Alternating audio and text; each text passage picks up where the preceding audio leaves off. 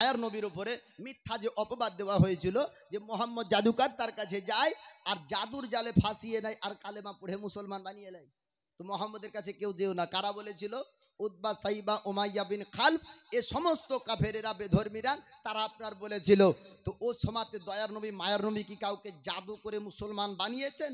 না, আখলাক চরিত্র দেখে মানুষ মুসলমান হয়েছে।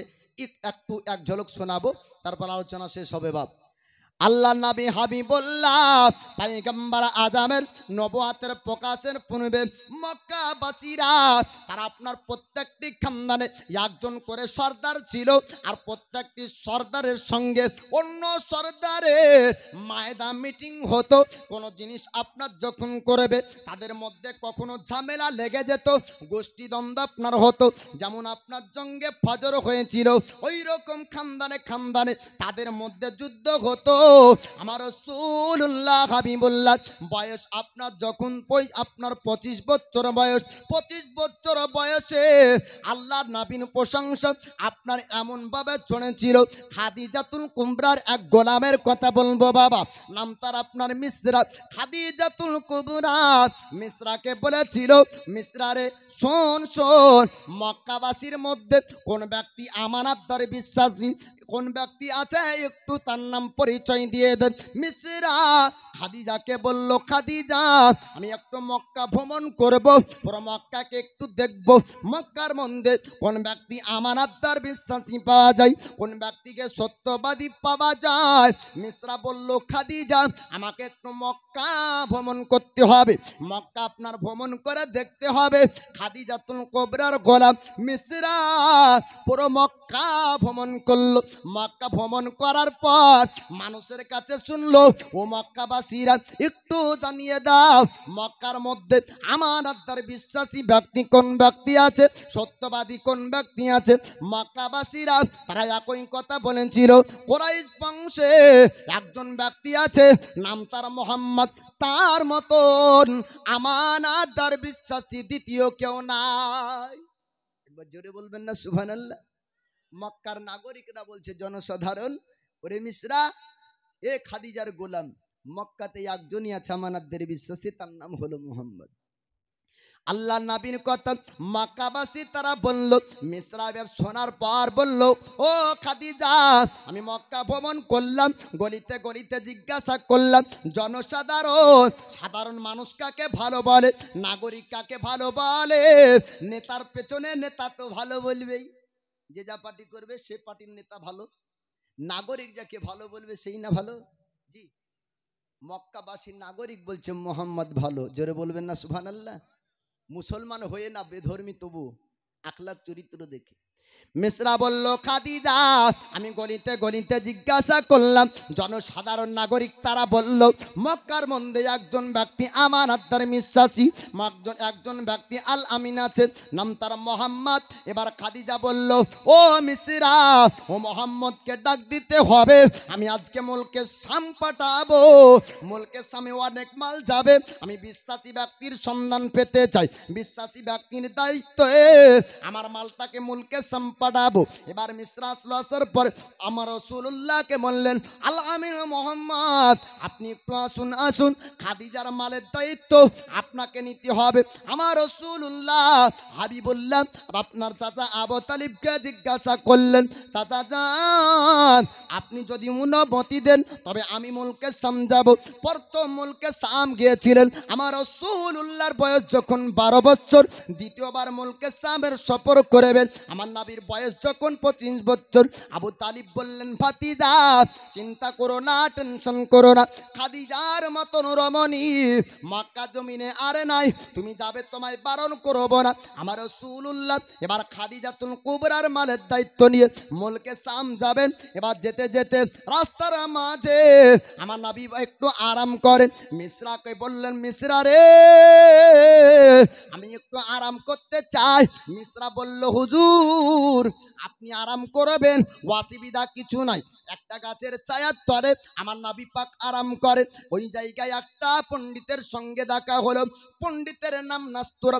নাস্তরা বলল, মিশ্রা রে একটু শোন শোন, আজ পর্যন্ত অনেক গোলামকে তুই এনেছিস মুলকে শাম যাওয়ার জন্য, বুসরার বাজার যাওয়ার জন্য, কিন্তু এমন ব্যক্তিকে আজ পর্যন্ত কোনোদিন আনিসনি। মিশ্রার সঙ্গে নাস্তরা নামক পণ্ডিতের বহু পূর্বের পরিচয়। নাস্তরা বলছে, মিশ্রা রে এমন ব্যক্তিকে কোনোদিন আনিসনি, এ ব্যক্তির সম্পর্কে একটু বল। কারণ ও পণ্ডিত জ্ঞানী ব্যক্তি আলাদা নজরে দেখেছিল আমার দয়ার নবীকে। বলুন সুবহানাল্লাহ। মিশ্রা বলল, নাস্তরা এমন অবাক হয়ে জিজ্ঞাসা করো এর মধ্যে আলাদা কি দেখতে পেয়েছো? নাস্তরা বলল, মিশ্রা রে শোন শোন, আমি ইনজিল কিতাবের কথা শুনেছি, আমি তাওরাত কিতাবের কথা শুনেছি। আল্লাহ পাক আল্লাহ তাআলা আখেরি জামানার নবী করে সে জামানাতে একজন নবী পাঠাবেন, আমি তার পরিচয় সম্পর্কে জানি। মিশ্রা রে একটু তুই জানিয়ে দে এই ব্যক্তির সম্পর্কে। মিশ্রা বলল, এর বাড়ি হলো মক্কা শহরে, বংশের নাম কুরাইশ, এনার নাম হলো মোহাম্মদ। নাস্তরা বলল, মিশ্রা এটা সাধারণ মানুষ না, ইনি হচ্ছেন আল্লাহর পয়গম্বর, আল্লাহর হাবিব, ইনি হচ্ছেন হাবিবুল্লাহ, আখেরি জামানার নবী। সে জামানার নবী কিয়ামত পর্যন্ত আর কোন নতুন নবী হবে না।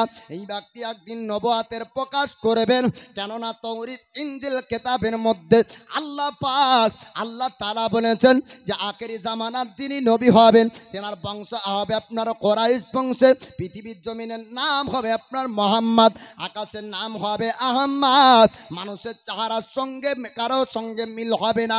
ওরে মিশ্রা একটু তোকে আমি আলোচনাতে বলি, তোকে একটা পরামর্শ দিয়ে আমি তোকে একটা ওসিয়ত করে দিই। এবার আপনার মিশ্রা বলল, ও নাস্তরা আমাকে কি ওসিয়ত করতে চাও? এবার নাস্তরা বলল, মিশ্রা রে এই ব্যক্তি যখন নবুয়াতের প্রকাশ করবে, খবরদার নবুয়াতকে অস্বীকার করবি না, একে আল্লাহর নবী বলে স্বীকার করবি, এর কালেমা পড়বি। আমি নাস্তরা কথা দিলাম, ইনি যখন আপনার কালেমার প্রচার করবে, নবুয়াতের প্রকাশ করবে, আমি নাস্তরা যদি জিন্দা থাকি আমি ইনার উপর ঈমান আনবো। ও মিশ্রা যদি ইনার উপর ঈমান আনতে পারো তবে দুনিয়াতেও ভালো হবে, আখিরাত ভালো হবে। মিশ্রা তোমাকে ওসিয়ত করি, খবরদার ইনকার অস্বীকার করবে না। আর একটি কথা তোমায় বলি, খবরদার বুসরার বাজার যেও না, কেন না মুলকে শামের সব থেকে বড় বাজার তার নাম হলো বুসরার বাজার। আর বুসরার বাজারে ইহুদিরা থাকবে, বুসরার বাজারে নাসারা থাকবে, তারা যদি চিনতে পারে তবে ইনার ওপর আক্রমণ করবে। ওরে মিশ্রা মক্কায় ফিরে যাও, তুমি বুসরার বাজার যেও না, এখানে মাল বিক্রি করে দাও। রাস্তার মধ্যে মাল বিক্রি হয়ে গেল খাদিজাতুল কুবরার কাছে।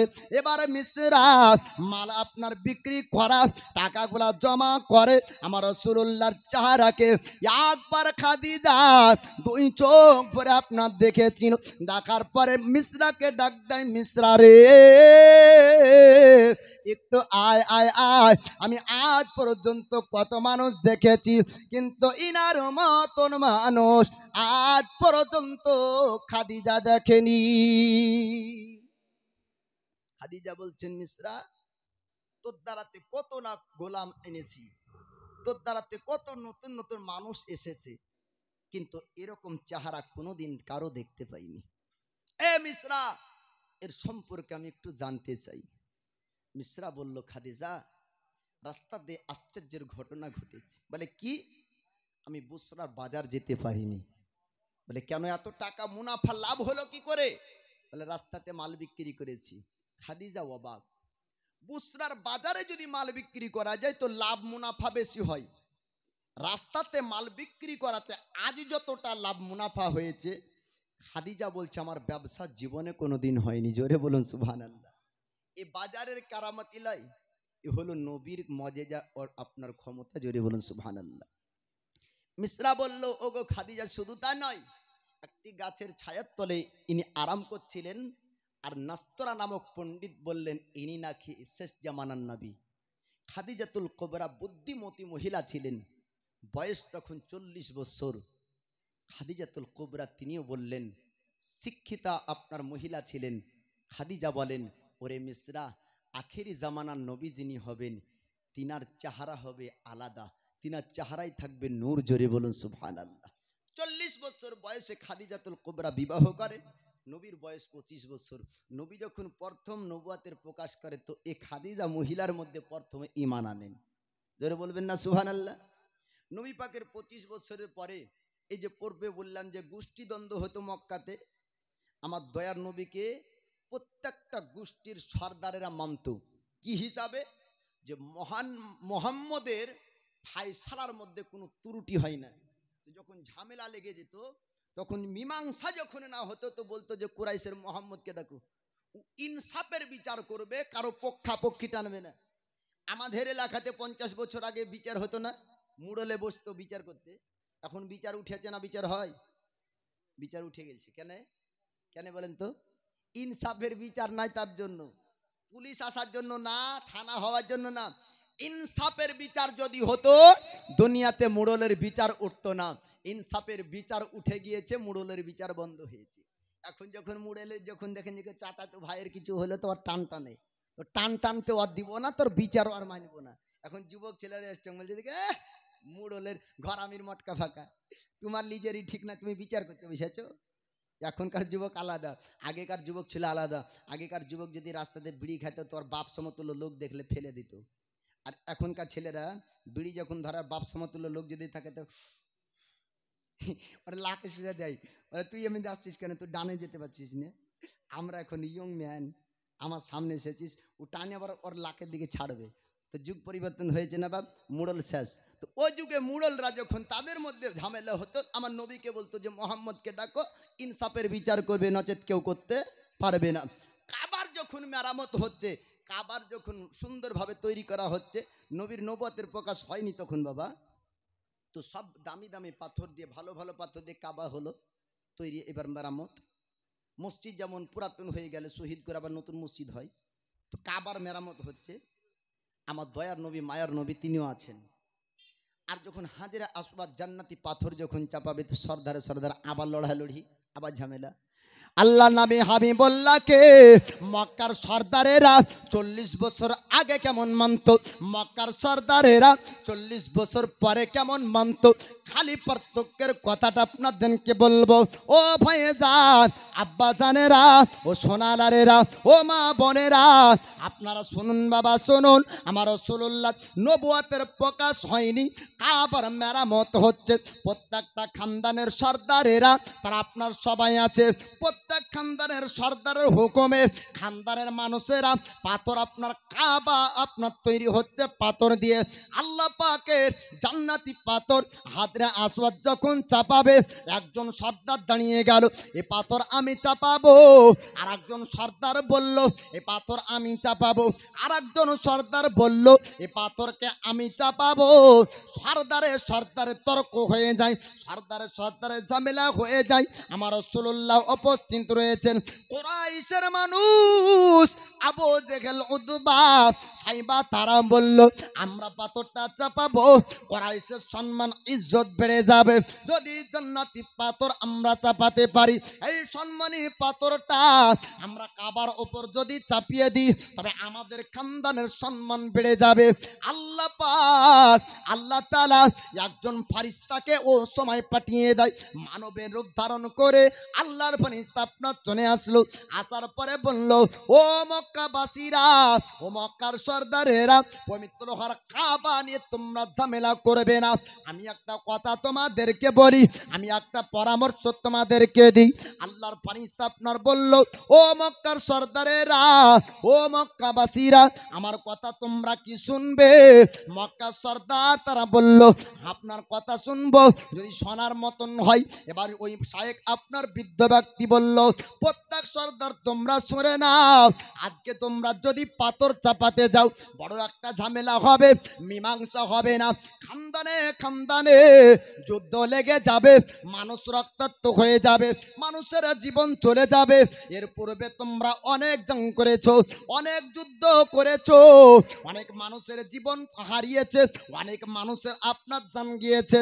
না না, আর মক্কায় তোমরা যুদ্ধ করো না। আমি একটা কথা তোমাদেরকে বলতে চাই। এবার শাইখ আপনার বৃদ্ধ ব্যক্তি বলল, আজ তোমরা বাড়ি চলে যাও, আগামীকাল সুবহে সাদিকে এই কাবার চাতালে যে সর্বপ্রথম আসতে পারবে ও ব্যক্তি কাবার ওপরে হাজরে আসওয়াদের পাথর চাপাবে। জোরে বলুন সুবহানাল্লাহ। সবাই বাড়ি চলে গেল, সর্দার আপন আপন বাড়িতে।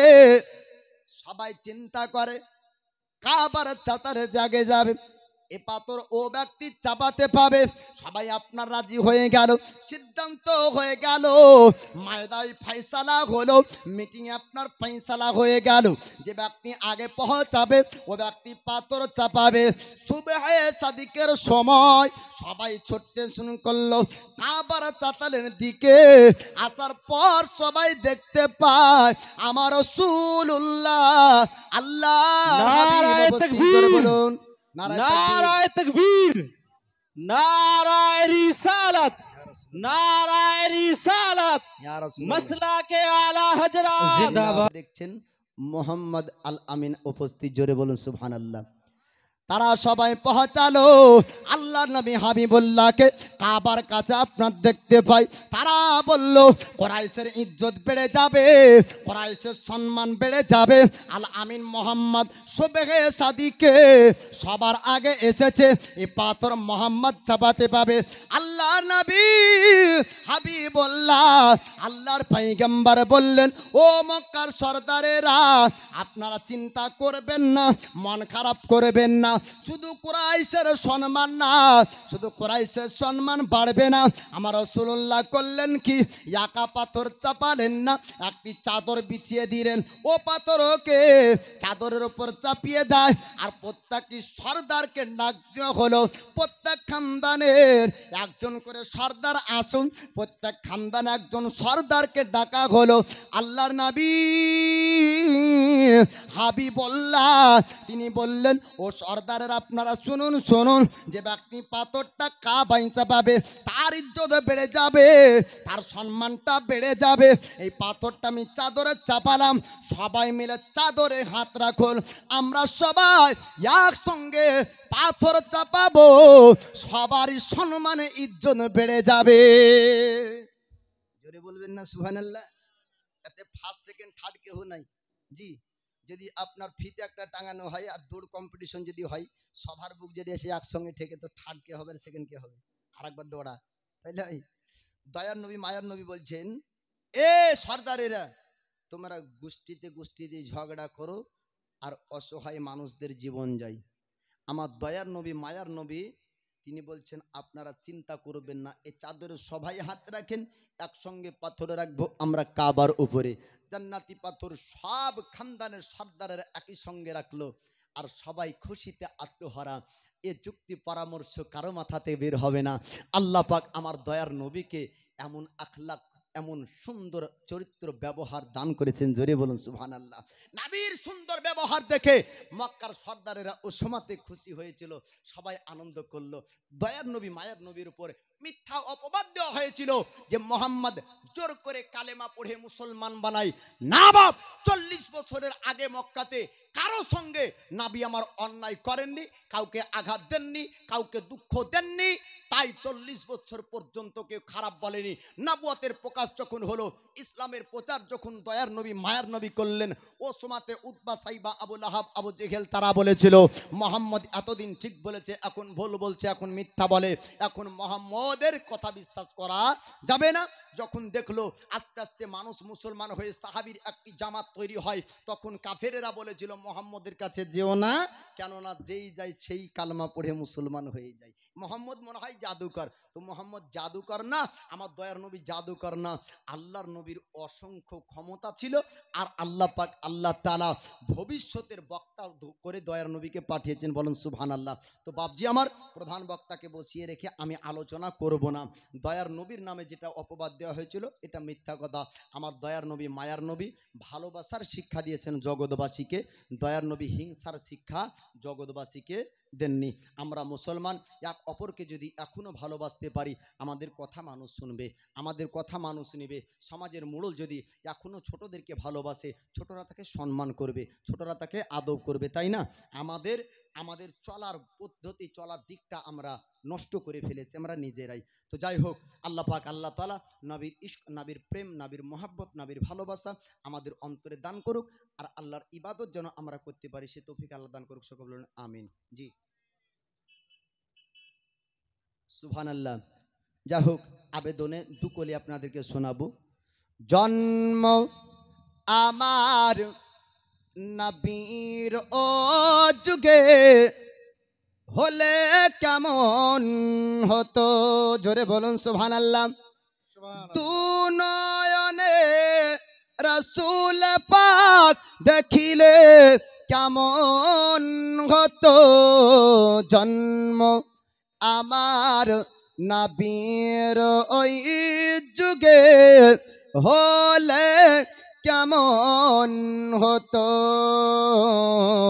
জন্ম আমার নবীর ওই যুগে হলে কেমন হতো। আসতো বেশে হাজিরাতে বিলালের মধুর আযান, আসতো বেশে হাজিরাতে বিলালের মধুর আযান, যে আযানে ছিল এমন প্রেম খুশি রহমান, দয়ার নবীর পিছে নামাজ, দয়ার নবীর পিছে নামাজ পড়লে কেমন হতো, জন্ম আমার নবীর যুগে হলে কেমন হতো। দুনয়নে রাসূল পাক দেখিলে কেমন হতো, জন্ম আমার নবীর যুগে হলে কেমন হতো। দিনই কত আলোচনায় থাকতাম আমরা প্রথম, জোরে বলুন সুবহানাল্লাহ সুবহানাল্লাহ। দিনই কত আলোচনায় থাকতাম আমরা প্রথম, সামনে রাসূল পাক হতো পাশে সাহাবাগণ, আবু বকর উমর উসমান আলী, আবু বকর উমর উসমান আলীর সঙ্গী কেমন হতো, জন্ম আমার নবীর যুগে হলে কেমন হতো। দুনয়নে রাসূল পাক দেখিলে কেমন হতো, জন্ম আমার নবীর যুগে হলে কেমন হতো। কেমন ছিল ও দৃশ্য মদিনার দেখেছেন সব সাহাবী, জোরে বলবেন না সুবহানাল্লাহ। কেমন ছিল ও দৃশ্য মদিনার দেখেছেন সব সাহাবী, খেলছেন হাসান ও হুসাইন, পাশে আছে দয়ার নবী, দয়ার নবীর পাক জবানে ডাকছে হাসান, শুনলে কেমন হতো জন্ম আমার নবীর ওই যুগে, হলে কেমন হতো দু নয়নে রাসূল পাক দেখিলে কেমন হতো জন্ম আমার নবীর ওই যুগে, হলে কেমন হতো।